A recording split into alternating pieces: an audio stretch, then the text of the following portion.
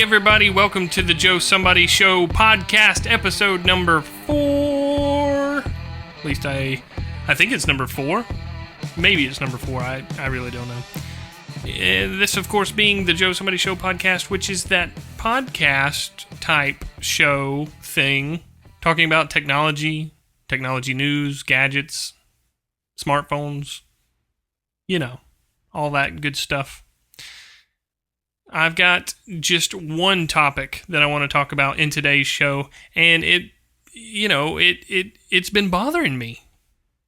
It has. I keep seeing people posting stuff about this on Facebook and everywhere else, and it's something that I want to address as a technology, I don't want to say guru, because I don't believe that I'm a guru, but as somebody that's been in the information technology field for 10 and a half years, I would like to give a little bit of my thoughts on it. That subject being the Facebook Messenger security. I don't know if you have seen this, but there's been a huge thing going around on the internet about the new Facebook Messenger app. Facebook is requiring you to use the new Facebook Messenger app. You can no longer send messages and that sort through the regular Facebook app. And that's what I want to talk about. So the big ordeal with it is people that use Android phones are noticing when they go to download this Facebook Messenger app from the Google Play Store that there are some security things, as with all other apps, some security things that it lets you know that it needs access to, and you have to accept the security things that it mentions to you, or else you can't download the app. And again, that is very standard with the Google Play Store. When you go to download an app, it's going to tell you what all the app needs access to on your phone or on your device. And if you don't feel comfortable with it, you don't have to accept it, but you can't use the app. So, with the Facebook Messenger app, people have, I guess, for once, sat down and read the security things that it's requesting permission to. And some of the things that I see listed here, I'm looking at a screenshot on my computer. The stuff that I see here is Facebook Messenger needs access to identity, contacts/calendar, location, SMS, phone, photos, media, files, camera, microphone, Wi-Fi connection information, device ID and call information, and then other. So that's a pretty long list of things, and people are absolutely freaking out because they're saying, oh my goodness, you mean to tell me that the Facebook Messenger app has access to my camera? The Facebook app has access to my microphone? And the concern seems to be that Facebook, for lack of better things to do, is going to have a bunch of their people sitting around monitoring people's cameras and listening to their conversations on the microphone and just freaking out. Oh my goodness, this cannot happen to me. No, my privacy is at risk. I will not participate, and even boycotting this new Facebook Messenger app, spreading the message via Facebook. Don't use the Messenger app, everybody. It's bad. It's going to be spying on your camera. It's going to be spying on your microphone. It's going to read your SMS messages. And that's just simply not the case. Just like other messaging apps, this app is designed to do a specific purpose. To integrate with Facebook and to allow you to use it almost like, the old AOL Instant Messenger, but kind of an all-in-one messaging app. So let's break some of these down. The ones I'm looking at in specific, contacts and calendar. Okay? That grouping, to me, seems obvious because it's going to want access to your contacts to see if you have contacts that you deal with on a regular basis who may or may not be on the Facebook Messenger app yet, so that you can send them invites, that sort of thing. So it says, hey, maybe we can even, link this together somehow using your phone contact list and linking their Facebook Messenger profile to that. So to me, that doesn't seem like that big of a deal. It happens. Location.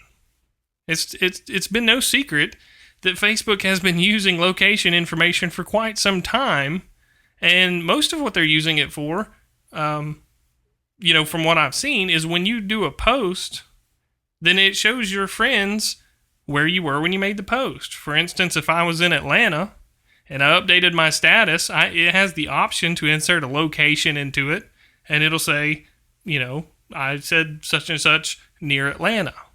So again, to me, location doesn't seem like that big of a deal. The SMS, access to the SMS, that I don't know that I fully understand, but I think that kind of goes back to if, you can share your phone number on Facebook, and you can say friends or friends of friends have access to that information. So if you've listed your phone number with Facebook and you're using the Facebook Messenger, then someone may choose to send you an SMS, and I think that that's actually built into that Messenger to allow them to send you a text. They didn't previously have your phone number in their contact list, but it is in your Facebook Messenger list. So I believe that's why that's there. Phone is another thing it needs access to. To me, again, that seems pretty straightforward. If you're going to be using this app and you're using it to chat with somebody, I believe there's a little phone icon right there in the app, so that if you decide, okay, I can no longer, say what I need to say through a chat, or I need to, get that. Some things you just can't say through a keyboard. Maybe it's just me. You can't sense the inflection in your voice and that sort of thing. So maybe you decide that you want to call them. I believe you just hit the phone icon and it gives you the options for, dialing them. It's going to have to access the phone portion of your device to be able to do that. Let's see. Next, photos, media, files. Again, to me, some of these are so obvious. If you're chatting with somebody and you want to share a file with them, a picture that you took earlier, your bathroom selfie with one leg propped up on the sink, it's got to be able to access your files, your photos, your media, to be able to attach the file to the message and send it through the app. That's a given. I mean, not a big deal. Camera and microphone, those are the ones that people are freaking out about the most, because again, they think that there's a team of people going to be sitting at Facebook that are going to be listening in on your conversations, that are going to be able to enable your camera on your phone whenever they want and see what you're doing. To me, that just simply does not seem to be the case. At very worst, Facebook may have some sort of voice recognition automated system that may listen to what you're saying while using the app to help better fix targeted ads. Facebook is free. It's free because there are ads. The people, the ad publishers, I don't know if that's the correct term, the companies that are putting the ads in the app want them to be targeted to a group of people that they're interesting to. If you're not interested in an app, in the advertisement running in the app, you're not going to click it. You're probably not even going to read it.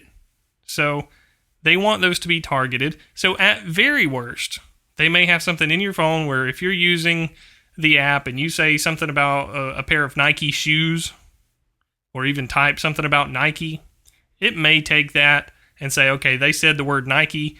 They're obviously interested in Nike. Let's throw a Nike ad up. But, that's a hands-off, automated type deal. It's not like there's a person listening and then matching ads. That's just simply not the way that it works.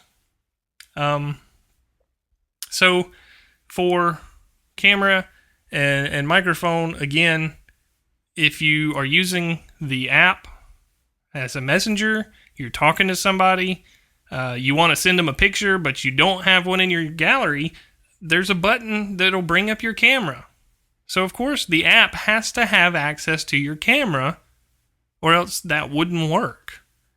Microphone, there's the ability to send voice. I don't really know why you would want to do that versus calling the person, but you can send audio samples, voice clips recorded through the microphone without giving it access to the camera and microphone. It wouldn't be able to do that. So a lot of these are just very, very basic permissions that the app just simply has to have to function. If you didn't accept this, some of the buttons just wouldn't work. Now, that being said, would it be a better idea for Facebook to, or maybe it's not even Facebook, but for Google to say, these are the things that we need access to, and then maybe you could decline a certain portion that comes with a disclaimer saying if you decline access to the camera and the microphone, certain portions of this application may not work. Realize you've disabled some functionality, but give people the option? Sure. I think that's a fantastic idea. Wi-Fi connection information, I'm not sure exactly. That may go back to trying to avoid eating up your data plan, because if the app can sense when you're on Wi-Fi versus when you're on 4G, that may help you out because it'll only send and receive messages on Wi-Fi. That may be an option in there. I have the app. I've installed it. I'm not concerned, but I haven't actually looked through it to see what all it can do.